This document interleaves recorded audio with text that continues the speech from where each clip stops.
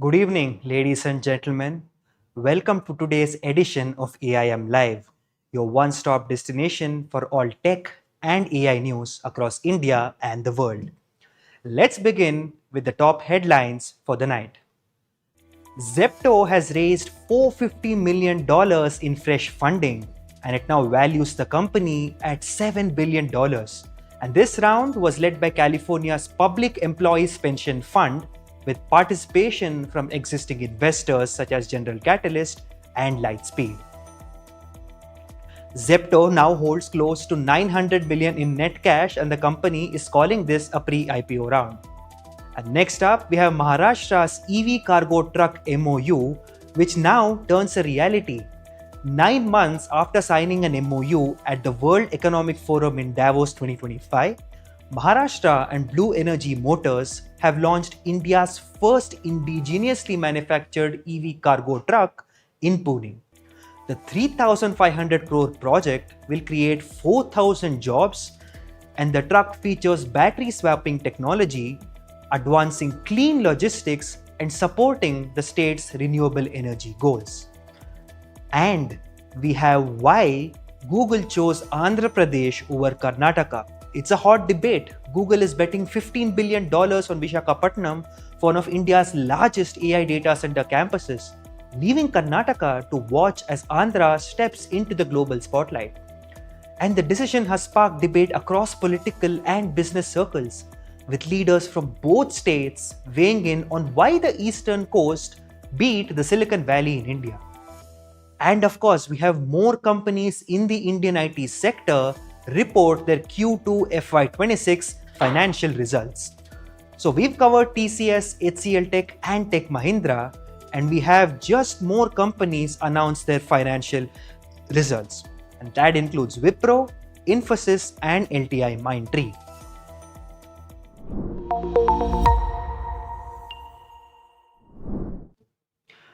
And now we have the first big news for the day. Folks, your 10-minute delivery startup is now held together by a $7 billion valuation. That's right, Zepto has raised a fresh round of funds, 450 million US dollars. The startup founded in 2021 by a young Adit Palicha and Kaivalya Vora, the startup popularized the 10-minute grocery delivery model across India's major cities. And over time, it's grown into one of the fastest scaling consumer startups in the country. And this raise comes months after Zepto's $665 million and $340 million round last year, when it was valued at just $5 billion. And in total, the company now has raised nearly $2 billion since its inception. And Zepto has clocked rupees 11,000 crore, which is nearly $1.3 billion in turnover in FY 2025. And this is a sharp 150% jump from its 4,450 crore rupees in FY 2024. And this number was according to a regulatory filing that was reviewed by the media outlet Entracker. And as per the report from July this year, the company was at a $3 billion annual gross order value or GOV, and it halved its losses over the last year. In FY24, Zepto incurred losses of 1,248 crore rupees on a revenue of rupees 4,455 crores. And look, let's face it, most of us just don't use Zepto. We also use some of Zepto's biggest rivals, that is Blinkit, Swiggy's Instamart, and of course Big Basket. So now let's shed some light on one of Zepto's biggest rival. Yep, that's Zomato's Blinkit.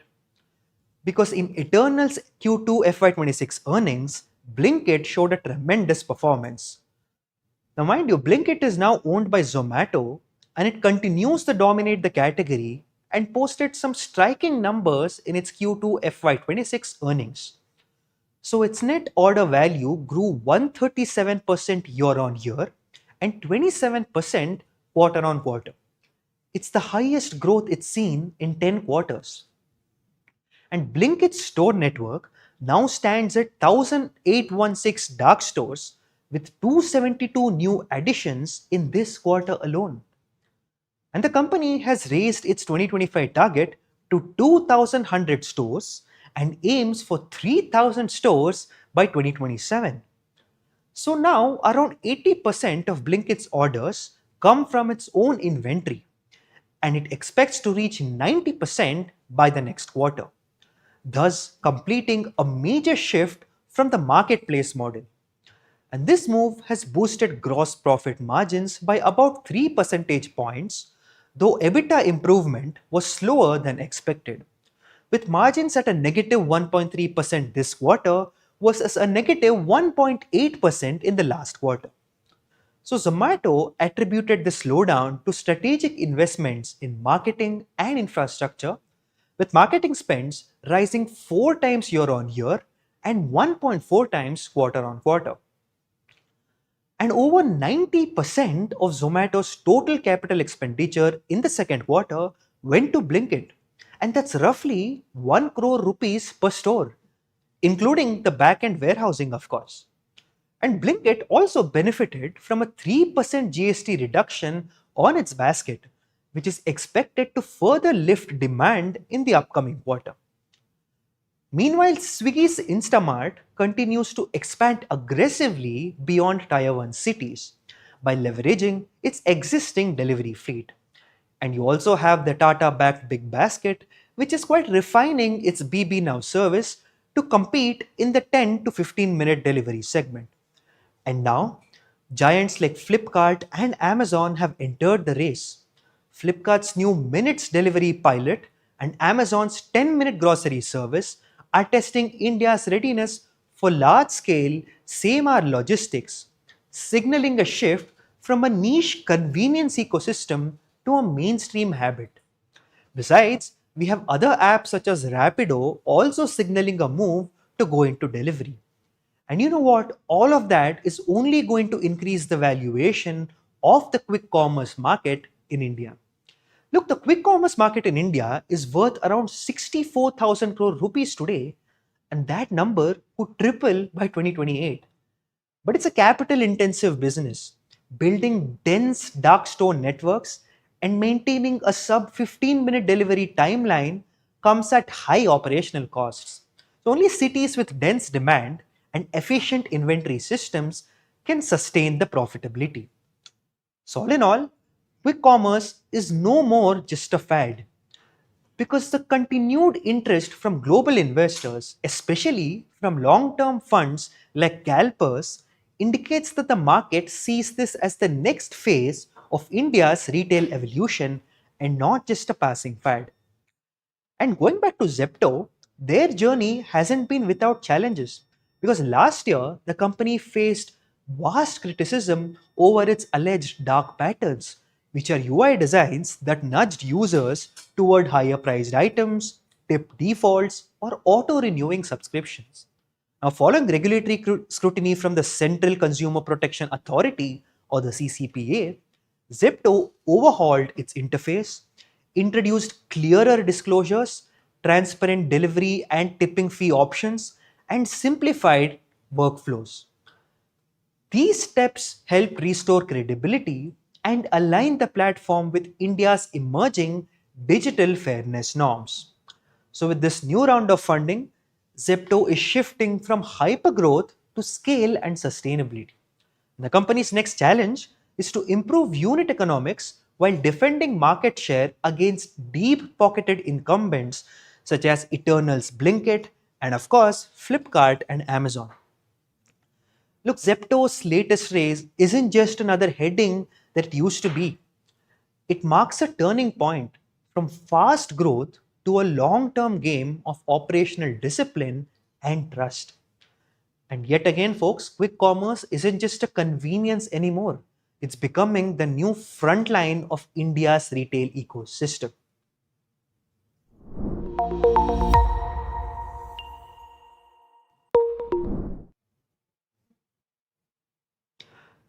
Remember the big announcements that Maharashtra made at Davos 2025? One of them just materialized.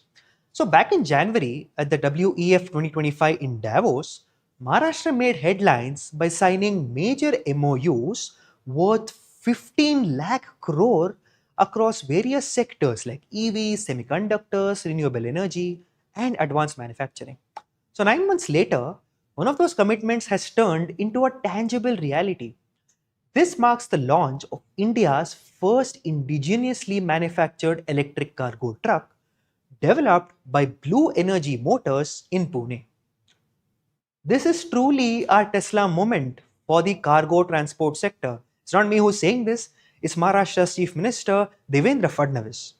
And this launch marks a defining moment in India's electric mobility revolution. And as Deputy Chief Minister Devendra Fadnavis put it, this is truly a Tesla moment for the cargo transport sector. And while electrification of public transport has made rapid progress, the decarbonization of cargo handling vehicles was long overdue. Now, cargo trucks contribute significantly to vehicular emissions, and this innovation is a major stride towards sustainability and a cleaner logistics ecosystem, is what he said. And now, this partnership between Blue Energy Motors and the government of Maharashtra began with a memorandum of understanding signed at the World Economic Forum at Davos earlier this year. And the company has now delivered on its commitment with remarkable speed.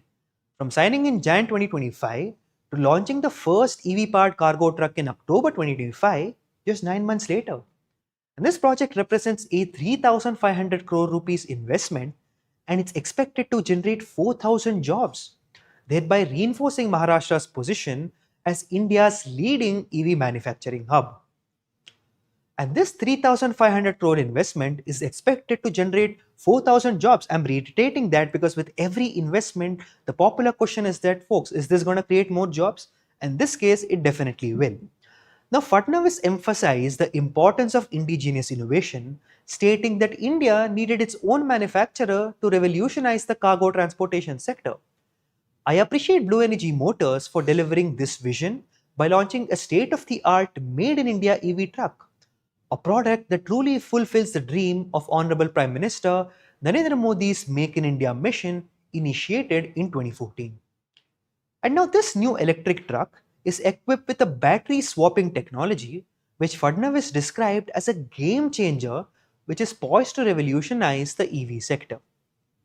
And the innovation addresses one of the biggest operational bottlenecks in commercial EV adoption, which is long charging times. So, by allowing instant replacement of depleted batteries, it's ensuring continuous vehicle uptime and an improved logistics efficiency. So, highlighting Maharashtra's long term commitment to clean energy and infrastructure, Fadnavis noted Maharashtra will continue to strengthen EV infrastructure along the Mumbai Pune corridor.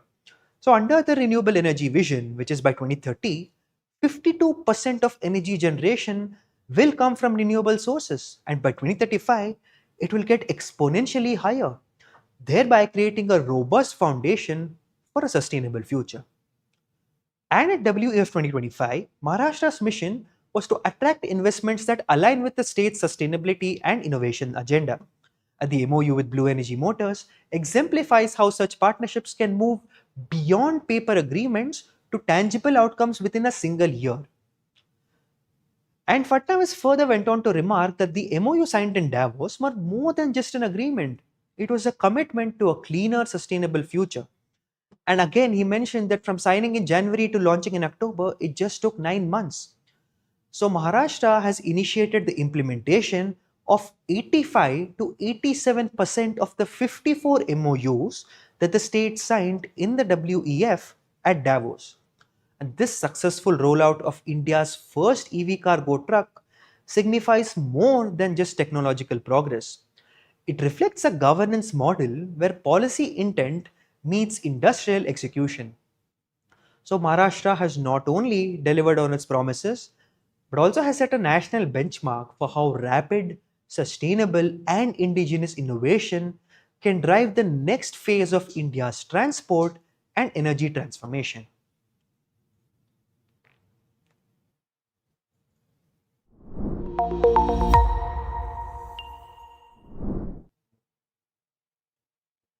So, and when I spoke about Maharashtra is implementing nearly 85 to 87% of the MOUs, this will amount to approximately 13.3 to 13.6 lakh crore in investments, significantly surpassing India's national average of 40% conversions of the MOUs. And the state has made rapid progress. It's already allocated land for 15 projects, with 7 more in the pipeline. Notably, 20 companies that initially rejected offered land are now being provided with new options under a pass through model.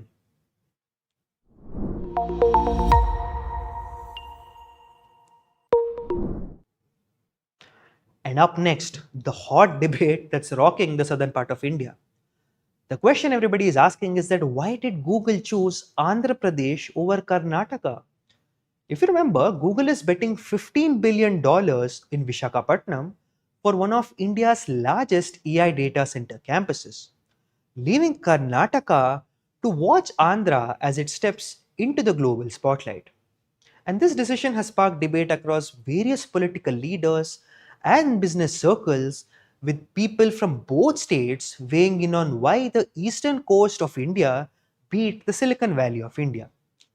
Now, the Visakhapatnam campus will leverage the city's coastal location and proximity to undersea cable landing stations, which gives Google an international connectivity advantage. And former Infosys CEO Mohandas Pai, in a conversation with AIM today morning, highlighted that leadership, vision, and execution, all embodied by Andhra Pradesh Chief Minister N. Chandrababu Naidu, were the decisive factors luring in the investment. Look, you have policies like Andhra's 99 paise land model, diverse renewable energy mix, and a focus on long term infrastructure. All of this have helped create a compelling ecosystem for large scale AI investments. And Andhra Pradesh expects this initiative to generate over 1 lakh jobs and contribute to its ambitious goal of $2.4 trillion economy by 2047.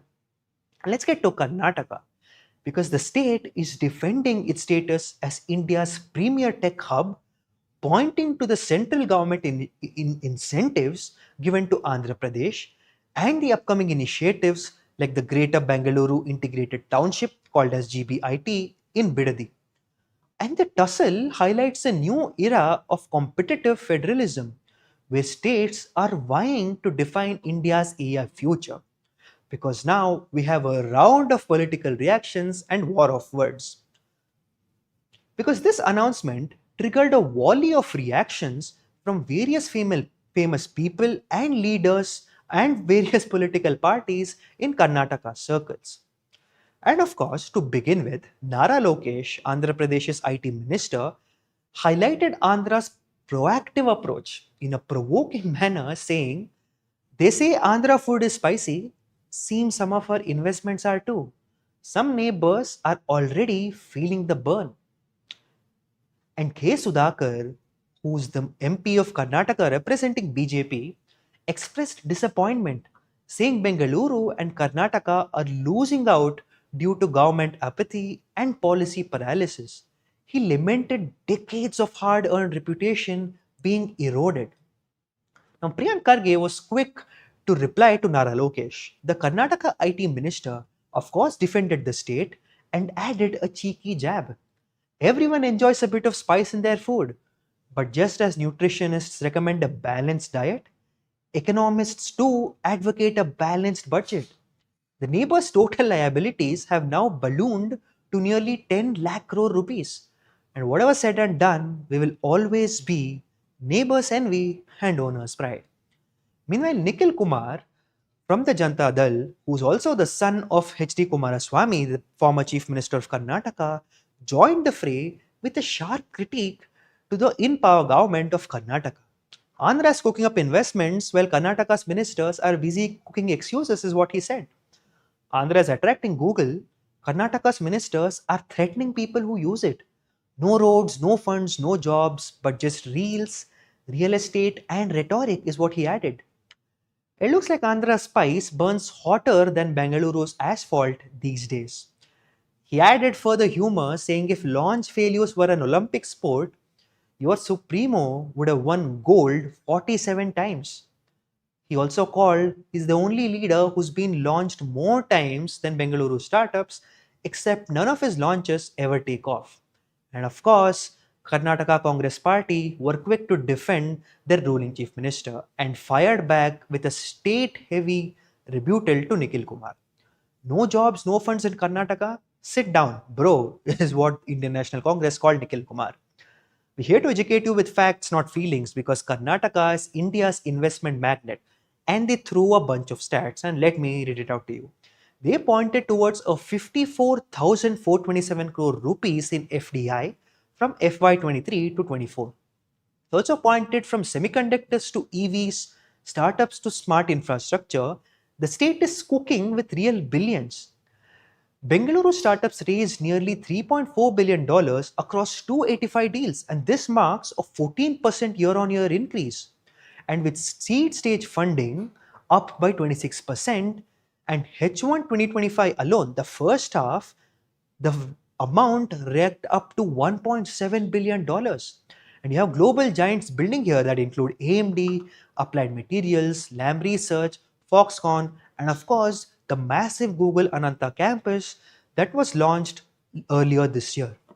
They also focus towards the thriving talent, scaling infrastructure, and the flowing capital, and told Nikhil that the unemployment crisis seems to be yours. This multi layered, funny exchange underscores a new era of competitive federalism, with states not just competing for investment but also using political narrative and social media to assert dominance in India's AI and tech future. But also, we've had an expert analysis and a more neutral take as to why Andhra had an edge. So, as mentioned, in a conversation with AIM today, Mohandas Pai, who leads RN Capital and the former CFO of Infosys, offered a much calm, neutral, and a balanced perspective. He said that leadership matters and credited Chandrababu Naidu for personally engaging with investors, committing on the spot, and for his rapid execution. He also pointed how geography is critical because Visakhapatnam is a coastal location, so it allows access to subsea cables under the sea, which is vital for large scale data centers to transfer data and information across borders. And Karnataka may have just overlooked Mangaluru's potential in this aspect. He also shed light on policy and execution. So you have Andhra's lift policy and the 99 paise land model, which provide a clear framework for scaling such large-scale projects. But Mohandas Pai also outlined a roadmap for Karnataka to regain its leadership, which is to invest 10,000 crore annually in innovation and research.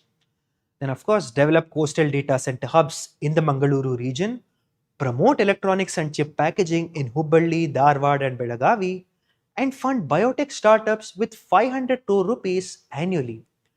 Besides, he also told we need to prioritize bold thinking over defensiveness to remain competitive in AI and high tech sectors. Because the Google investment is more than just a capital infusion, it signals the shifting dynamics of India's tech landscape. And this time, Andhra Pradesh has demonstrated that leadership, infrastructure, and proactive execution can outpace even established hubs like Karnataka. Currently, for Karnataka, the challenge is clear. Bold policy making, strategic investments, and leveraging untapped geographic and sectoral potential remain super essential for it to retain or continue its status as India's technology powerhouse. And remember, let nobody forget that Karnataka is India's highest IT exporter. The ecosystem is already present and thriving. While it may have missed a deal this time, there may be countless ones in the pipeline for the stage. Because Karnataka had over 4 lakh crore rupees worth exports in IT, whereas Telangana and Andhra Pradesh put together had IT exports of just rupees 1.24 lakh, and this is for the period of Y23 to 24. Now, states why to define India's AI future, the real winners will be those that combine vision and execution and the broader ecosystem of talent, innovation, and opportunity that follows. Now, you have many people on social media not being on either sides of the debate. They're saying that, look, after all, we're a single country. If Google opens up a data center in Andhra Pradesh, every Indian citizen can reap the benefits. Moreover, states should collaboratively work together to rake up the infrastructure and build more potential large scale projects. But of course, political dynamics come into play, and after all, both Andhra Pradesh and Karnataka have rival parties working together.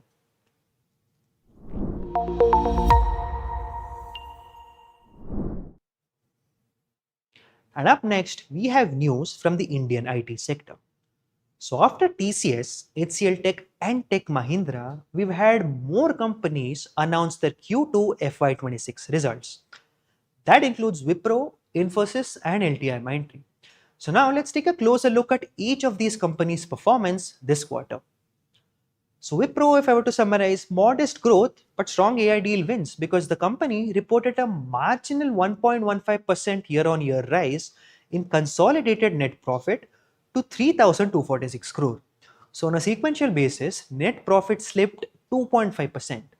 But revenue from operations grew 1.8% year-on-year to 22,697 crore, which is up 2.5% from the previous quarter. And attrition was at 14.9%, slightly lower than the last quarter, but higher than the same period in the last year.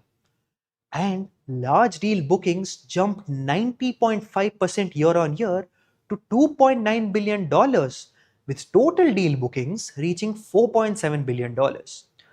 The CEO Srini Palya said our revenue momentum is strengthening with Europe and the APMEA returning to growth.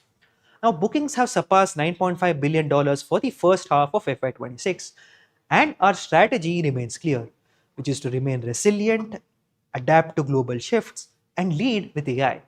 I am excited to bring Wipro intelligence to our clients, helping them scale confidently and shape the future of AI in the first world. That's what the CEO said. Now, while the deal wins are strong, sequential revenue growth and net profits show only modest improvements this quarter. And up next, we have Infosys signaling strong growth and yet again scaling with AI initiatives. So, Infosys delivered a strong quarter with a revenue of over 44,000 crore, up by 8.6% year on year. Operating margins stood at 21%, and basic earnings per share grew 13.1% to rupees 17.76, while free cash flow jumped 38% to 9,677 crore. So, for the first half of FY26, revenue reached 88,769 crore, up 8.1% year on year, with large deal wins totaling $3.1 billion, and 67% of which were net new. So, CEO Salil Parekh highlighted the company's AI first approach, noting extensive enterprise AI projects across sales, marketing, operations, and software development. While Infosys has not disclosed AI revenue numbers externally, the firm continues to scale hundreds of AI agents internally. And Infosys also declared a share buyback of rupees 18,000 crores and an interim dividend of rupees 23 per share. And that number is up by 9.5% from last year. And the company also added 8,000 employees during the quarter and plans to hire 15,000 to 20,000 freshers in FY26. And that's great news for all of you young folks out there. Next up, we have LTI Mindtree. Had a broad-based growth with again an AI-first focus. So LTI Mindtree reported consolidated revenues of rupees 10,394 crore, which was up 5.6% sequentially and 10.2% year on year. And net profit grew 6.6% to 1,568 crore rupees. CEO Venu Lambu highlighted the Blueverse AI ecosystem, which includes over 300 AI agents to help enterprises adopt and scale AI. And the company also secured major deals across media, finance, chemicals, hospitality, and the government sectors. Additionally, LTI Mindtree, along with Infosys, Cognizant, and Accenture, pledged over $1.5 billion to accelerate the adoption of Oracle's newly launched AI data center platform. But what is the broader IT sector overlook? That is all about having AI at the core. Because yes, we've had a lot of number. What do all of these mean for the Indian IT sector as a whole? And what is the broader outlook? And the Indian IT industry is split between AI optimism and cautious market growth. Look, Infosys, despite strong revenue growth and robust deal wins, continues to track AI contributions internally without disclosing figures publicly. CEO Parekh emphasizes that embedding AI in software services remains the company's strategy, with modernization deals gaining a whole new momentum. And across the sector, not just Infosys, AI is the center of strategy because HCL Tech reported $100 million in AI revenue, which marks about 3% of the total revenue. And TCS announced plans for a 6 billion AI data center over a 5-year plan and an AI ideathon for 2.75 lakh employees. And Wipro is consolidating its AI efforts under Wipro Intelligence, which are 200 AI agents deployed, and their first half of the FY26 bookings are surpassing $9.5 billion. Meanwhile, we have Tech Mahindra pick up a bold move as it plans to build a 1 trillion parameter sovereign LLM with India AI mission. And despite the AI focus, revenue growth remains steady but modest. Only HCL Tech and a few Western peers like Accenture are publicly calling out AI revenue. For the rest, AI is driving operational efficiency and client engagement more than immediately declarable financial results. And in Wipro's case, the clear shift to operational AI deployment and consulting led solutions shows how Indian IT companies are moving beyond experimentation and signaling that AI will be increasingly defining the long term growth strategies. Because Infosys, HCL Tech, TCS, Wipro, and Tech Mahindra are now positioning AI not just as a technology initiative, but as a central driver for enterprise transformation and deal pipelines. And look, last few developments have put Indian IT companies on the global AI stage. Because, folks, do we remember what we saw yesterday? We witnessed Infosys winning a 14,000 crore rupee deal from UK's National Health Services.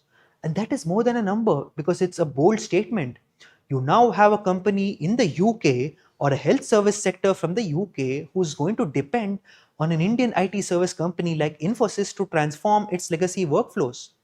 So, the 15-year AI driven workforce management platform, which is NHS's business services, is now also powering the world's largest healthcare systems. And them collaborating with Infosys isn't just outsourcing anymore because this is Indian IT building and delivering advanced AI solutions at scale.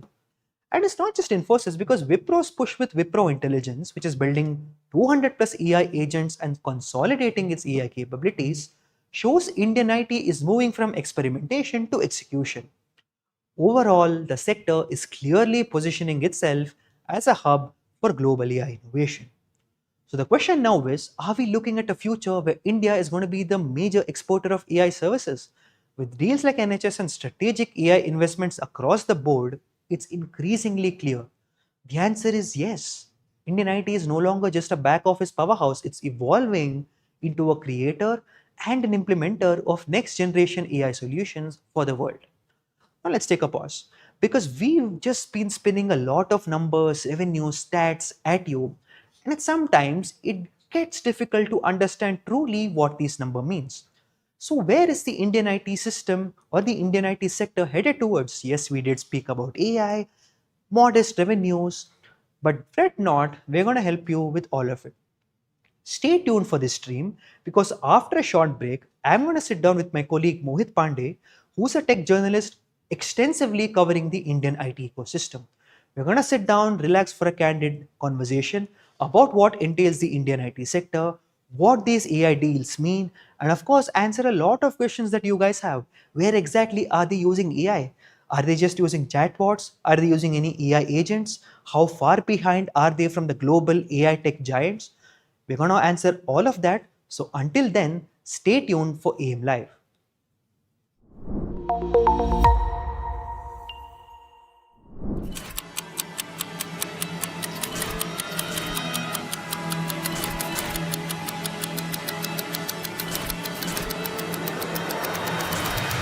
We are AIM Media House.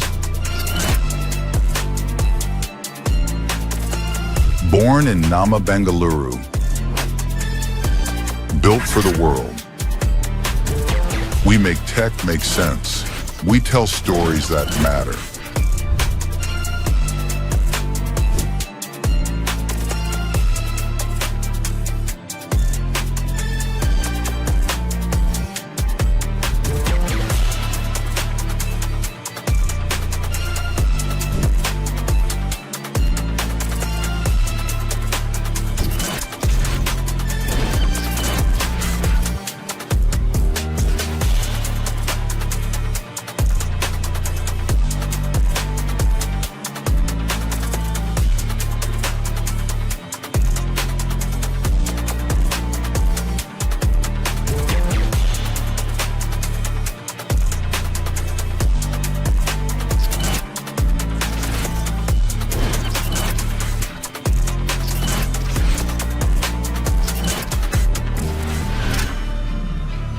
This is the Welcome back to AIM Network.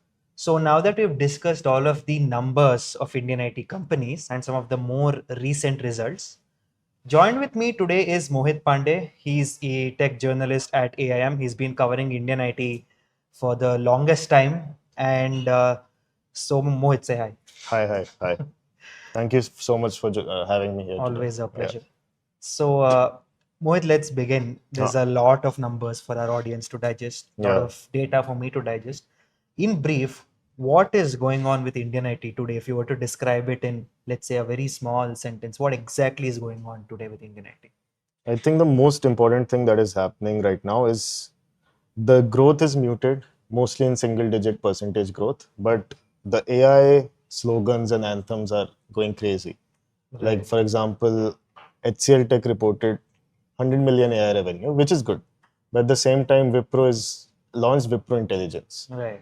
which was basically all the work that they have done for the last 2-3 quarters. They've Okay. just accumulated that and put it into one bracket, Okay. which is I think now similar to Infosys Topaz and HCL Tech's AI Foundry.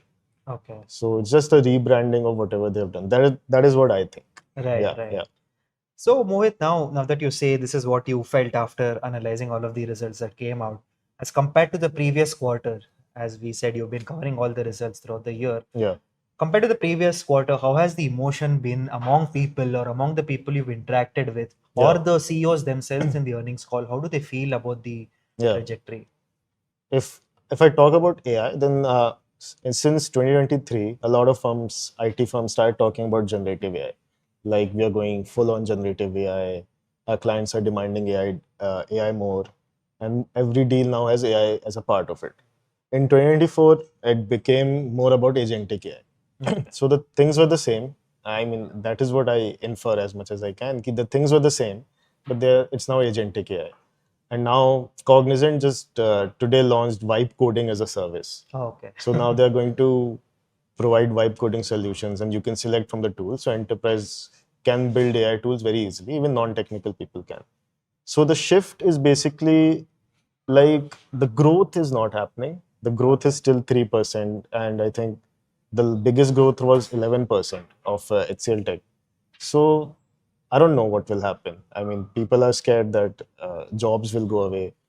The freshers thing is also still not very well disclosed. They said we are going to hire 6,000 freshers. We have hired 7,000 freshers, but the total number is still not there, somewhere close to. Because the initial promise was to hire 1 lakh, close to 1 lakh freshers as an Indian IT whole.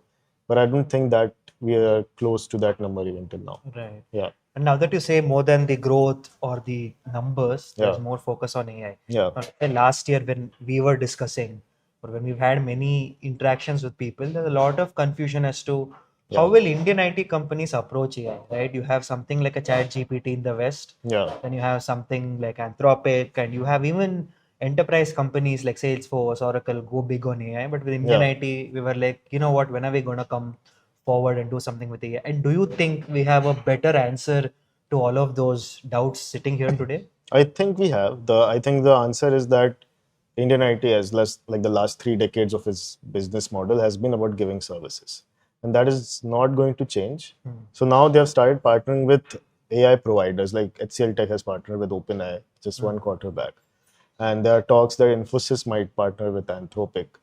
So that is, I think, what is going to happen. They are going to provide models to their clients through their partnerships with big companies. Like Microsoft, Google have always been working with Indian IT firms. Nvidia is also supporting them with GPUs. For example, I think TCS has announced building a $6 billion data center. Yes. So, and they are saying we are going to provide GPU compute to all the startups and enterprises in India. So that is something fascinating, interesting, because at the same time, firms from outside, like Google, is coming to build an AI data center. That's that. So I think data center is going to be a big thing for Indian IT in the coming few months, few quarters. Let's see how that pans out. Right. And I also feel, I think for the audience, we were discussing as to how Indian IT firms have a large amount of cash reserves within them. So even though you might feel, okay, there's a little bit of loss in your quarterly earnings, it doesn't necessarily inventory. That is also interesting because if you see, they have approximately $20 billion of cash. So they can maybe invest in companies or maybe build products, but Exactly. they're not interested in doing that. Right. I don't know why. Maybe it's time to change. Yeah. Because if you look at it, every conversation right now going around in India is about sovereign tech. And who else can build sovereign tech better than all Exactly. these I mean, giants? then the sovereign Yeah. giants. So now Zoho is there. I mean, Zoho is obviously one of the contenders, and now MapMyIndia is also Right. Exactly. in the focus. So I think building products, it's something that Indian IT should do, but they would never do. So, but we can still keep the hopes high. Right. While they're not doing that, I think one avenue which you mentioned, the data center, Data center. that's a good way to sort of put your Yeah. money in a large scale project, because it has a lot of downstream effects. Because you, again, we don't produce a good amount of hardware, Yeah. right? We don't have the best GPUs or, like, Yeah. let's say, the storage systems. And this can open up a lot of collaboration opportunities with global giants who want to, let's say, like recently I was talking to the Spanish liquid cooling giant called Submer. Okay. They said they want to come in and pitch a lot of their liquid cooling solutions to all of these data centers. Yeah. Now that can open up a great avenue for FDI. So Yeah. all things said, I think the data center aspect seems much more productive, a little refreshing breath of air apart from the services that they offer. The productive part, I have a question with that. So you're saying all these companies will come and they're going to partner with Indian IT and build data centers. The question is that if it's a $6 to $7 billion investment for an IT giant, which is already running low on revenue growth, profits are less. Yeah. So some people are skeptical. They are saying ki, what is the point of building so much, spending so much if it's going to take a hit at your profitability? Right. So it's going to be interesting. Maybe 2 years down the line, they reduce their plans, or I mean, they shouldn't do that ideally if they have announced it, but it's going to take a major toll at their revenue models. Yeah. But I think that's also counterintuitive, because when people sit and have discussions that, okay, Indian IT must do something bold, must take a bold approach. When you take such an approach, it comes at the risk of, let's say, losing money. I mean, we don't even want to get to the point like how companies like OpenAI and Anthropic are losing money. Of course, for an established company like Google, that doesn't come into the picture because they've long been in the building game. Yeah. So, but for the Indian IT, when they're taking a break from their services and they're getting into data center projects, obviously there might be a downtrend in numbers. Again, we can't predict; these are just our thoughts. But yeah, I think that will come at a cost of it. Now let's double click on the AI initiatives. Okay. One of the most significant developments that we spoke about yesterday, or like a few days ago, was the Infosys deal with NHS. And that marks a huge milestone for an Indian company getting an AI, a pure AI related contract with something like an NHS. And ironically, it's a British company making use of India's services.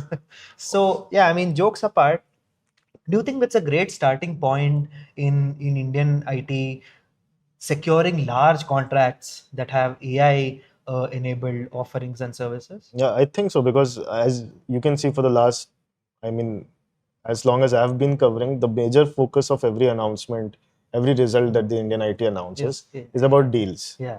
And a large part of it is large deals. And now if large deals are also including AI as the main component in them, I think that is going to change a lot of things, because even I think Wipro's, like the Wipro Intelligence that they have announced, they're going to get more deals because of that. And most of them might be large deals. But an interesting thing here is the size of the deals that the Indian IT firms are making is reducing significantly. Okay. But the number of deals are increasing. Okay. So and most of them are AI. Okay. So that is a shift that is happening. Okay. And while Infosys made such a huge deal, I mean, there are two sides to it, because the size of the deals is decreasing. Right.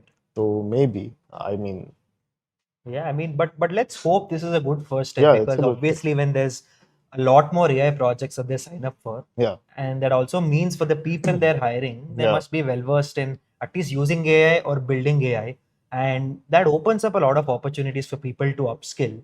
And so that might be one positive side. And now let's go to HCL.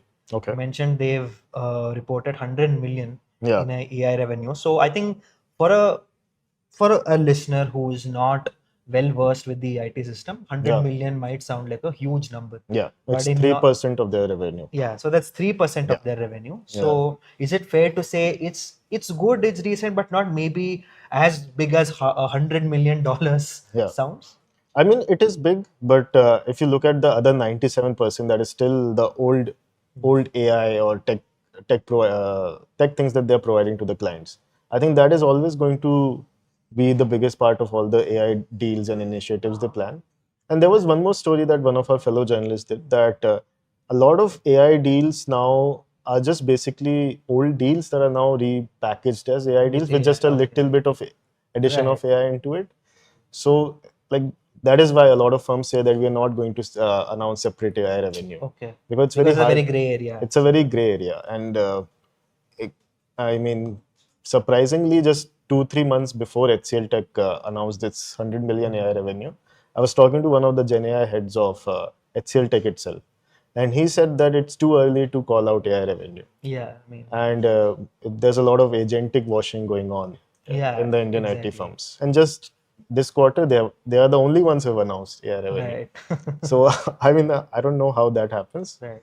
but it's a good thing. I think everyone should slowly start announcing AI revenues, because I think TCS did it 2 years back. They announced a 890 million something, I might be wrong, 890 million AI deal pipeline. Okay. But then they completely stopped. Right. So I think they should start doing it again. Right. Yeah. But again, my thought process might be wrong here. But I sort of resonate when someone says we can't label something as an AI revenue because it's a spectrum right now. Yeah. Some projects you might have used little AI, which might be too bad to call it an AI Yeah, project, yeah. right? But there are some projects where you use 100% of AI, maybe some 20%. So is it fair to even just put something in a bracket called AI revenue? I think maybe that's also a challenge. Yeah. We're not sure how these people approach it internally, but when they do say it's difficult to get these numbers out, I guess we'll have to take Yeah. their word for it. And How you also, much AI yeah. do you use? Do I use? Do you use 20%, 30%, 40%? I think I would say 50 to 60 now. Yeah. I think every few months it sort So of can we say that the article you wrote is completely AI exactly generated? my point. Yeah. No, Yeah. we can't say that. Yeah, I might again even for this video we've brainstormed with AI. Yeah. We've gotten many of the talking points with AI. I think we'd be big liars if we say we don't use AI ourselves. I mean, we Yeah. all acknowledge the potential, and so do Thank you. Indian IT firms. I think every employee at Indian IT companies, I'm sure they have a Microsoft Copilot Enterprise Edition Yeah, or a yeah. ChatGPT Enterprise Edition with them, and they use it. But just because an employee uses ChatGPT to get one module of the project, then you can't Yeah. call it AI revenue. I think they'll fall into trouble with Yeah. their shareholders. I I mean, think. speaking of ChatGPT and HCL Tech as well. Yeah, exactly. It's a great Yeah. segue. So HCL Tech had partnered with OpenAI in the last quarter. Right. And they have, I think, a multi-year partnership. Okay. So HCL Tech is going to be one of the first companies that is going to test Right. OpenAI products for India. Okay. So apparently, they also tested GPT-5 before it was launched and how Okay. it would be for the Indian users as well. Right. So I think that is something really great. Right. And I hope Infosys also partners with Anthropic. Right. So let's see how that plan pans out. Right. That's that. Now, one thing now that I think of it, right? We also said that numbers and revenues aren't at the topmost of focus yet because everyone wants to talk about AI. But with Wipro, we noticed that at this quarter there was a little dip in Yeah, the yeah. profit. And do we have any information from the earnings call or have any of the spokespersons from the company gotten to us in the press conference to addressing that little dip that many people might be concerned about? I think they're just realigning and like diversifying their workforce to different operations where they're seeing growth. I think that is what is that is where they're spending a lot of money. That is why I think it's taking a toll at them. Okay. Plus, they spent a lot on AI in the last quarters. Hmm. So, I mean, getting revenue out of it now, I mean, it's too early to get revenue out of it. That is why maybe they are seeing a dip. That's Okay. what I think. Right. Yeah.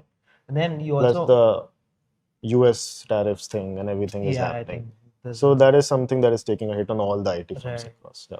I think that's the nature of all these companies. When you have so many, verticals, when you have so many like services, the different kind of projects and the clients, it gets really tough to sort of pinpoint a particular reason.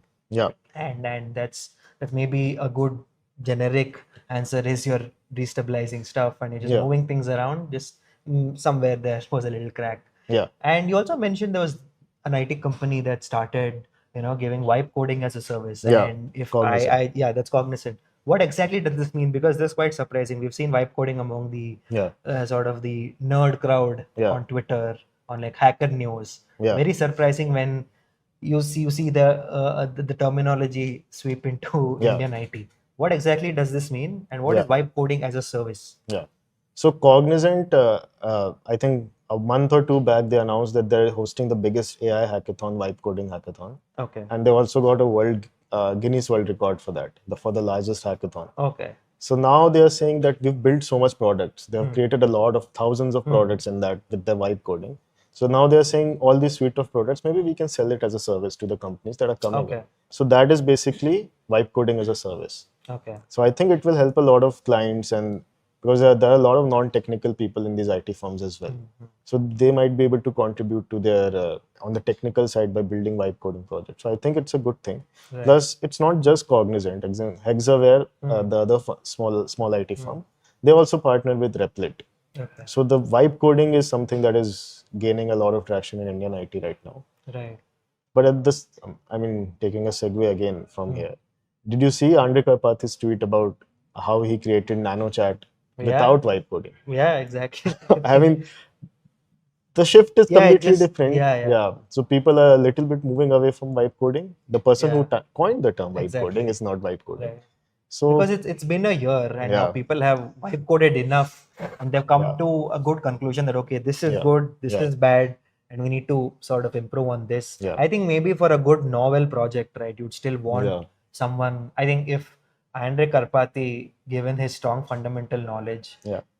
needs to sort of get in and code himself, Yeah. I think maybe we'll Yeah, have I to think- not completely move away from I traditional. think vibe coding is for mere mortals like us. It's Yeah, not mere for mortals. Andhra Karpathy. Yeah. But there was one more thing. I mean, we're going away from Indian IT, but there's one Yeah. more thing about lovable is dying. You saw that conversation Yeah, I going did around. see that.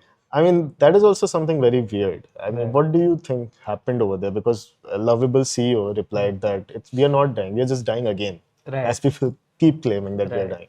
So, do you think? What do you think is going to be the next thing after vibe coding? So what happened with Lovable, or what he means when he says that it's died and it's going to keep dying again? Because when vibe coding was introduced, it sort of brought about an evolution. First, you just had a vibe coding tool. Yeah, Then you saw adoption of this vibe coding capabilities into many platforms. And what happened again were the integrations that came into vibe coding. exactly. You had Superbase, Lovable has introduced their AI cloud. now. exactly, the cloud, and then they have an agentic workflow now. Yeah. And everybody is sort of integrating a really no code, just prompt to code capabilities. I think in ChatGPT also the improvement kept Yeah. coming with each model version. And again, with Indian IT, you've seen, I think if a company like Cognizant has adopted vibe coding as a Exactly, service, I think the vibe coding ecosystem is mature. And I'm sure with vibe coding, they also factor in all the integrations that come in. Yeah. So I think every now and then, now let's say someone will find a critical flaw with vibe coding today. They'll say, okay, this app is dead. This app is not worth it anymore.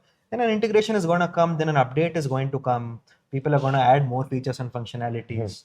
You have better code review features in Cursor now, right? Yeah. And you have better, security features that are coming up. There are better guides for people to implement security with Yeah. vibe coding. So it's going to die, then it's going to come up. Then they say this is the next big thing. So it's gonna Do you keep know why happening again. Lovable is not going to die? Why? I think that's. Because Jensen Huang said that he loves Lovable. I think if Jensen I Huang mean, says, if he says it, then there we'll must have be to something. Yeah. not question. So let's not question that, because we have the ultimate source of Yeah. truth.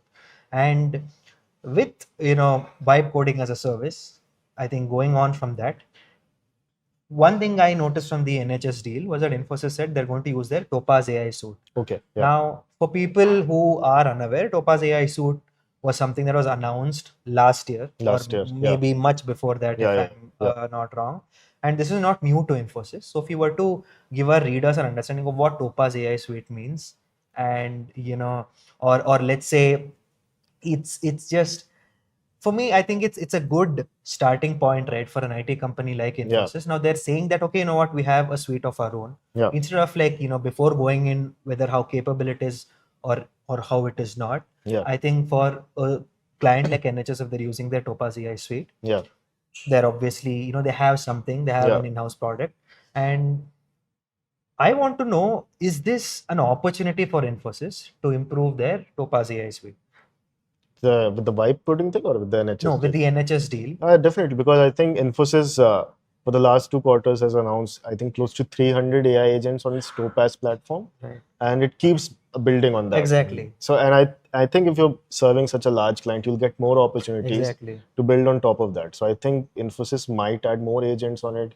Maybe they'll also announce something related to vibe coding as a service. Right. And I think might be a lot of learnings from this deal. Right. And I hope it generates good revenue for them as well soon. Right. So yeah, let's see. Yeah, I think before we jump, I think we did not like sort of explain what Topaz AI Suite is for Yeah. our listeners. Simply put, I Yeah. think is just a suite of features and tools, and it's basically a platform developed by Infosys in-house, Yeah. which has a lot of AI capabilities, and they use that to Yeah. handle a lot of workloads and just build AI systems for Yeah. clients or their internal projects. That's So simply put. it's similar to how HCL Tech has its AI Foundry, LTI Right. Mindtree has Blueverse, Right. and now Wipro has Wipro Intelligence. Right. So everyone has their suite of products Exactly. that they give to their clients. You can Exactly. customize your Exactly. solution. Yeah. I think that's also why companies like Infosys need an in-house platform, even Yeah. if they're getting a mix or a buffet of other tools or other APIs from different Yeah. global products. At least it gives their clients an ability to customize things for their own. So it's basically a customizable suite Yeah. of features. And then obviously now let's go to TCS. What exactly have they done with AI, and what is going on? I see you've made a lot of notes, so Mohit has come with a lot of Yeah, information you today. sent me So all let's these give him questions. some Yeah. So time. for TCS, I think the biggest talking point right now, I mean, across everywhere, is the layoff that they're Okay. doing. The 12,000 layoffs that are in the pipeline. Okay. And some people are saying that the number might be higher. There are silent layoffs going. There's no verified proof of that. But TCS has completely denied that claim. And the union also, I think, approached them for something, and the CEO said that this is completely unverified. It's not happening. Right. So that is on the biggest news. I mean, I don't want to talk about it much because okay. But coming to the AI part, the data center is obviously the biggest. Yeah, exactly. thing. That's what we discussed. Yeah, and Sometime they back. are also interestingly doing a hackathon, AI related hackathon of 2,700 employees. Sorry, 2,007. Sorry, 275,000 employees. Okay. Yeah. Okay. Yeah. Right. That's a huge difference. Yeah, I mean, that's a. we I'm couldn't pass sorry. it off. Yeah. Yeah. So, but yes, still their revenue is declining and profits are not that great. So, I mean, everyone is, as you can see, there's a pattern, right? Everyone is betting big on AI. It's costing them, and therefore the revenue is not there. Right. And people who invested in AI earlier are now finally getting the revenues. Now, the part is, take Accenture, for example. Yeah, I wanted to get there. Yeah. The biggest, I think, IT rival, rival of Indian IT firms is Accenture, because it alone closed more AI deals than all of the Indian IT companies combined. So that is something, I mean, but the CEO, Julie Sweet, she said that the revenue from all these AI investments has been underwhelming so far. So the firm that all these Indian IT firms were chasing all this while, that they are integrating AI, has said that the revenue from AI is not good. So now that Indian IT firms have started investing more, I don't know what will happen. Maybe after 1 year, they also realize, oh, there was so much AI investment and now we are not getting the returns. So I hope, but at the same time, Julie Sweet also said that they have closed a lot of new bookings, billions of dollars of bookings. So at one hand, the returns are not good, but we are still continuing to push that narrative. Right. So that just means that AI is going to become a core component of all the services they give and of our everyday lives as well. Right. I think yeah, that's absolutely a fair point. But I was just thinking, while we're just talking about all these big tech IT firms or the giants of India, there's something we were discussing a few days ago. Talk about the curious case of persistent systems, and if you could break the number of consecutive years that they earned a profit for. Quarters? Was it quarters? Yeah, okay, not years, sorry. 24 consecutive quarters. 24 consecutive quarters. 22nd. Right. 22 consecutive quarters. And then we have Happiest Minds and all of those. These mid-sized IT companies are doing really big. And according to whatever we've covered, what do you think is a factor that is making them, just Yeah. give consistently happy and smiling faces in earnings calls. One of the, I think, biggest factor over here is they have lesser number of clients and they have lesser employees. So they are Oh, yeah. so they are directly able to get on with the problems that their clients have, and they are able to integrate AI very quickly for their clients as well. So I'm not sure which firm, but one of the firms said that I think 50 or 60% of their revenue in the last quarter came from just 2 clients. And the rest of the clients contributed to the other 40%. So that's the thing that is happening. They just have few clients and they have a very big AI strategy when it comes to pushing AI but they don't hype it up so much. Right. They're just hiring good people, giving them maybe better salaries than bigger IT firms, and they're just doing the great work that they need to do. Right.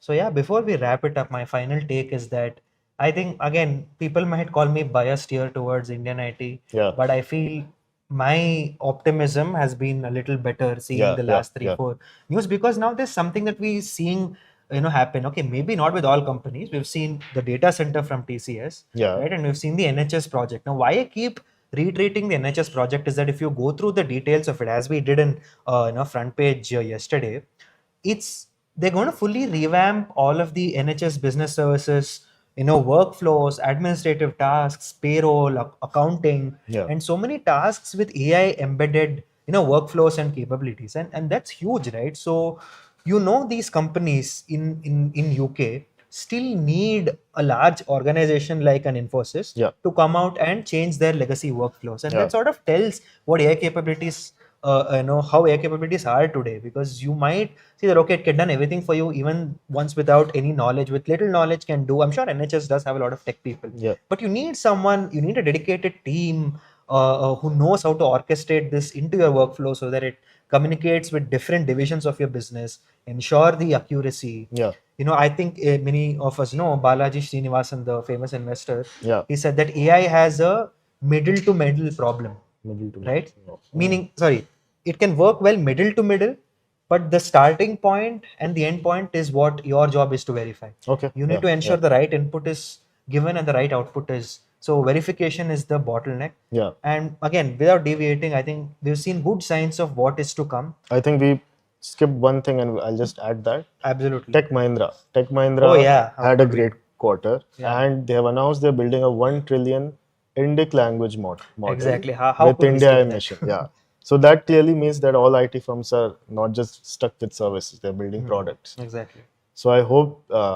And the most interesting thing in this is they're building an Indic language model. Yeah.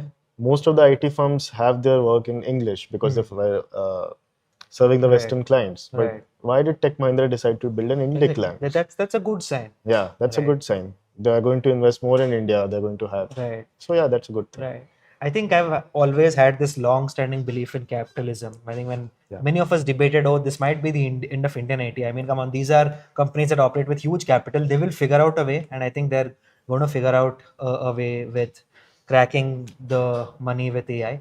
So thanks, Mohit, for the conversation, Thank you and I so hope much. all of you guys enjoyed a very candid conversation before all of us, take a break from work and go to the Diwali festivities. Yeah. I think we come on front page every day, just speak numbers, a more serious approach, and just spewing technical stats and information. Now we just wanted to summarize and have a candid discussion of what is happening with Indian IT. I hope you guys enjoyed this, and let's hope we get to do more of this. Was this a debunked episode or was this a normal? I don't know. Okay, And that is why you should also watch some of the debunked episodes that me and Mohit have done for AIM Network. They were more funnier than this. Yeah, yeah, that's more funny. I think we have a script, it's not live. Yeah. So, folks, on that note, we hope all of you enjoyed our live stream today. There's a lot more to come in the coming weeks. This week was action packed as well. Yeah. But all of you are going to have fun in Diwali, and all of you, we hope, are getting a good break from your work. So until then, until you finish all of your festivities, take a break, spend time with family, have good food, and maybe think a little less about AI. Nevertheless, I'll still tell you, think AI, think AIM, and stay tuned for more coverage of AIM Network. Have a great weekend. Happy Diwali. Happy Diwali.